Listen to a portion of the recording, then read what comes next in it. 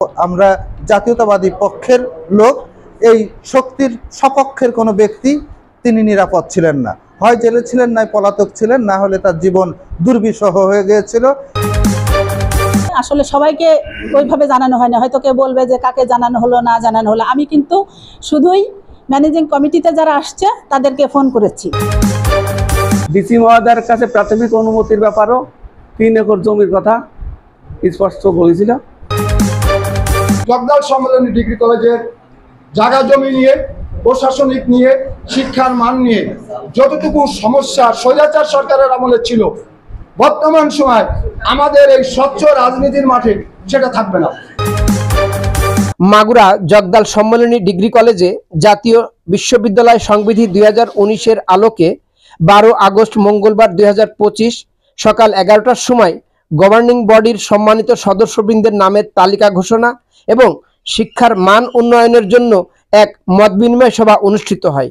কলেজে যারা আছেন তারা এবং আশপাশে যারা আছেন, এই কলেজের সাথে সংশ্লিষ্ট এলাকাবাসী, আশপাশের এলাকার লোকজন সবাই সহযোগিতা আমি কামনা করি, যাতে আমরা সবাই মিলে যাতে এই প্রতিষ্ঠানের উত্তরোত্তর শ্রীবৃদ্ধি উন্নয়ন ঘটাতে পারি।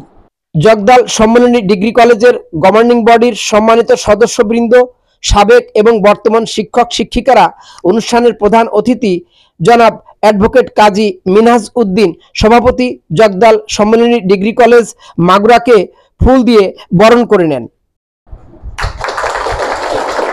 আর একটা সেশন আছে আমাদের, সেটা হচ্ছে যে আমাদের কলেজের যে সার্বিক পড়ালেখা অন্যান্য বিষয়বস্তু আছে, একাডেমিক যে বিষয়বস্তু আছে, সেখানে আলোচনা হবে। এই যে আজকের যে মত বিনিময় সভা, আপনারা এই এলাকাবাসী ধরে রাখবেন যে আমি থাকাকালীন আমরা এই মিটিং আপনারা পাবেন এই কারণে যে বাংলাদেশে এই বিদ্যা প্রতিষ্ঠানগুলোর খোঁজ খবর জানার অধিকার সেই অঞ্চলের মানুষের থাকে। আমরা কি করছি না করছি এর কাছে শুনলেন, ওর কাছে শুনলেন, অথচ আপনারা জানতে পারেন না। সেই ক্ষেত্রে সেই সব বিদ্যা প্রতিষ্ঠানগুলো বিভিন্ন অনিয়ম, দুর্নীতি তার ভিতর দিয়ে গড়ে ওঠে। তা আমরা চাই বিগত সরকার, শেখ হাসিনা সরকার বাংলাদেশে যে ক্ষেত্রে সবচেয়ে বেশি দুর্নীতিগ্রস্ত করে তুলেছিলেন, তার ভিতর অন্যতম ক্ষতিগ্রস্ত প্রতিষ্ঠানগুলো হচ্ছে যে বিদ্যা প্রতিষ্ঠান। আমরা সেখানে দেখেছি যে বিদ্যা প্রতিষ্ঠানের নামে তারা ম্যানেজিং কমিটি তৈরি করে তারা একটা কোম্পানি, লিমিটেড কোম্পানির মতো প্রস্তুত করেছেন।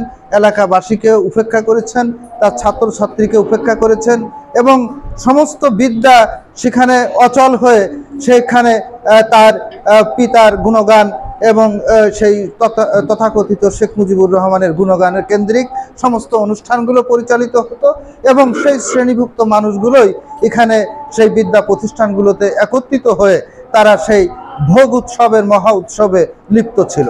গভর্নিং বডির সম্মানিত সদস্যবৃন্দ যারা হলেন জনাব কাজী মিনহাজ উদ্দিন সভাপতি, BM তকব্বর, আব্দুর রাজ্জাক খান, মোহাম্মদ মুদাচ্ছের হোসেন, মোহাম্মদ ওহিদুর রহমান, মোহাম্মদ জাকারিয়া আলম, মোহাম্মদ আবদুল্লাহ আল মামুন, S সাইদুর রহমান, মোহাম্মদ আব্দুল কালাম আজাদ, মোহাম্মদ মনিরুল ইসলাম, মুসাম্মদ রাশেদা খানম, মোহাম্মদ রুহুল আমিন, মোহাম্মদ শহীদুর রহমান, সৈয়দা ইসমতারা খানম সদস্য সচিব ও অধ্যক্ষ ভারপ্রাপ্ত জগদাল সম্মেলনী ডিগ্রি কলেজ মাগুরা। জেলা প্রশাসক মহোদয়ের যে প্রাথমিক অনুমতি না দিলে বোর্ড কর্তৃপক্ষ কোনো মানিয়ে নেয় না। এই ব্যাপারে বিশেষ করে আমাদের মরহুম মিনিস্টার মাজেদুল হক আমাদের সহযোগিতা করেছিল।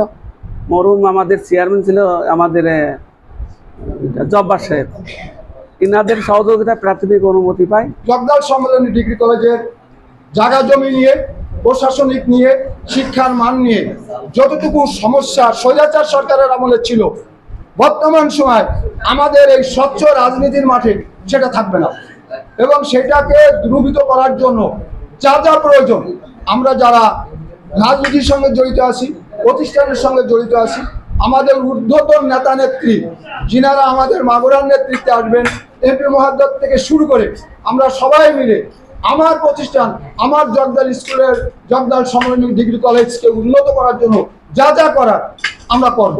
আজ থেকে বিগত কিছু বছর আগে এখানে আহ্বান করলে একটা লোকও পাওয়া যেত না। আপনারা কেউ জেলখানায় ছিলেন, কেউ বাড়ির বাইরে ছিলেন, কেউ পলাতক অবস্থায় জীবনযাপন করছিলেন এবং কেউই নিরাপদ ছিলাম না। আমরা বিদ্যা প্রতিষ্ঠানে আমরা যারা জাতীয়তাবাদী পক্ষের লোক, এই শক্তির সপক্ষের কোনো ব্যক্তি তিনি নিরাপদ ছিলেন না। হয় জেলে ছিলেন, নয় পলাতক ছিলেন, না হলে তার জীবন দুর্বিষহ হয়ে গিয়েছিল। এবং পৃথিবীর অন্য দেশের শুমারি মতে যে পৃথিবীর সবচেয়ে বেশি লোক পৃথিবীর বিভিন্ন দেশে সাধারণ শ্রমিকের কাজ করে, এখানে প্রফেসরি করে, ওখানে পেট্রোল পাম্পে কাজ করে, এখানে বড় অফিসার পলাতক হয়ে মালয়েশিয়ায় যে সাপের বাগানে কাজ করে। এর কারণ ছিল হচ্ছে যে এই অঞ্চলটা একটি মানুষদের জন্য, একটি শ্রেণীভুক্ত মানুষদের জন্য দুর্বিদ্ধ করে তুলে হয়েছিল, আর একটা শ্রেণী এখান থেকে সম্পদশালী হয়ে উঠছিল। সেটা কি বিদ্যা প্রতিষ্ঠান, কি মসজিদ, কি মন্দির, সমস্ত জায়গায় তাদের মূল কাজ ছিল। আপনারা জানেন যে মসজিদগুলো করেও এই যে আমরা সারা বাংলাদেশে আমাদের নিজেদের সামাজিক পরিমণ্ডলে মসজিদ গড়ে ওঠে, সেখানে এক একটা মসজিদ ৩-৪ হাজার কোটি টাকা তারা বের করে নিয়ে, রাষ্ট্রের এই টাকা বের করে নিয়ে সেখানে মুসল্লি নেই, বড় বড় মিনার তৈরি করে সেখানে আপনার টাকা সয়লাভ করে দেওয়া হয়েছে। বিভিন্ন জায়গায় বিদ্যা প্রতিষ্ঠানে একজন বিদ্যার্থীও নেই, 10 জনের সেখানে নিয়োগপ্রাপ্ত হয়ে সেখানে টাকা পয়সা সয়লাভ করেছে, তারা নিয়োগ বাণিজ্য করে টাকা সয়লাভ করেছে। এইভাবে করতে করতে সর্বশেষ যখন তারা একেবারে এমনভাবে উদ্ধত হয়েছে যে জনগণের কাছে কোনো কৈফিয়ত তারা না দিয়ে জনগণকে তুচ্ছ তাচ্ছিল্য করা শুরু করেছে। করার পরে আমাদের মতো, আমাদের যাদের কোনো উপার্জন নাই, যারা অতি নিরীহ মানুষ, তাদের সন্তানরা আজকে এই রাজপথে রক্ত দিয়ে এই দুর্বৃত্ত স্বৈরাচারকে হটিয়ে দিয়েছে। তাহলে স্বৈরাচার উৎপত্তি স্থল কোথায়? স্বৈরাচারী উৎপত্তি স্থল হচ্ছে অন্যের কাছে মত বিনিময় না করা, অন্যের মতামতকে গুরুত্ব না দিয়া, অন্যের ভোট না নেওয়া, এইগুলোই ছিল হচ্ছে যে স্বৈরাচারীর প্রধান দিক।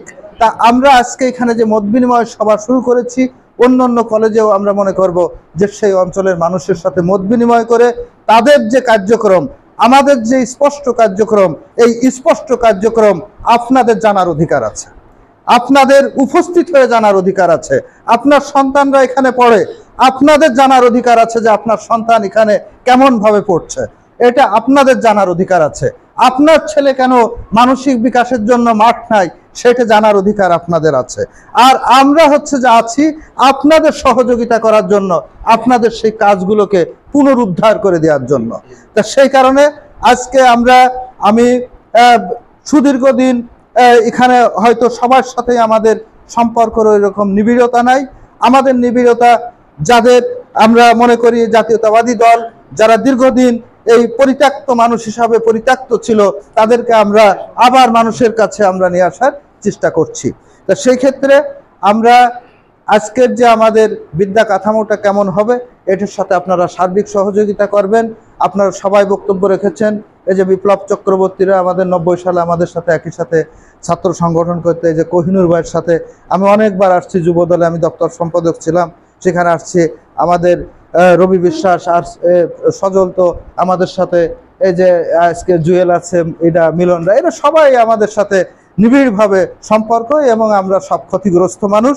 আজকে সেই ক্ষতির উদ্ধার হচ্ছে এবং সেই জায়গায় আমরা আমাদের মানসিক তৃপ্তি অর্জন করতে সক্ষম হচ্ছি। তা আমরা মনে করি যে আজকে আমাদের ছাত্ররা যেটা বলেছেন যে আমাদের এই জায়গাটা যতটুকু পরিমাণ জায়গা আছে, যে দলিলে আছে, আমি এলাকাবাসীর কাছে আহ্বান করব যাদের জমি, তারা এই বিদ্যা প্রতিষ্ঠানকে নিজের মনে করে তারা স্ব-উদ্যোগে তাদের দখলীয় জমি আমাদেরকে এখানে দিয়ে দেবে। আমরা এইটা মনে করি এই বিদ্যা প্রতিষ্ঠান আমার না, আপনার না, এটা সার্বিক মানুষের। এইখানে যারা বিদ্যা অর্জন করবে তাদের কল্যাণেই আমরা মনে করি যে তারা এই কাজটা করবেন। আমাদের যে দলিলের যে জমি আছে, যে সম্পদ আছে, সেই সম্পদটা যেন তাদের।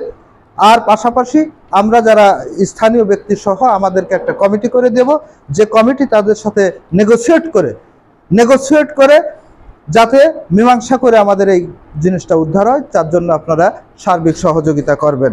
আর যে কোনো বিদ্যা প্রতিষ্ঠানের যে সার্বিক সহযোগিতা করার দরকার, বিশেষ করে পড়ালেখা, একাডেমিক পদ্ধতি এবং রাজনীতি বিমুক্তকরণ, বিশেষ করে আমাদের যদি কোনো অপরাজনীতি থাকে সেটাও আপনারা বিমুক্তির জন্য আপনারা চেষ্টা করবেন। এই সার্বিক ভাবে আপনারা আজকে আমাদের কাছে আসছেন এবং আমাদের ডাকে সাড়া দিয়ে আপনাদের এই দীর্ঘ সময় অতিবাহিত করার জন্য আপনাদের সবাইকে ধন্যবাদ জানাচ্ছি এবং আমরা আপনাদের পাশে থাকব, আপনারাও আমাদের পাশে থাকবে এই আশাবাদ ব্যক্ত করে সবাইকে সুস্বাস্থ্য কামনা করে আজকে আমি আমার বক্তব্য শেষ করছি।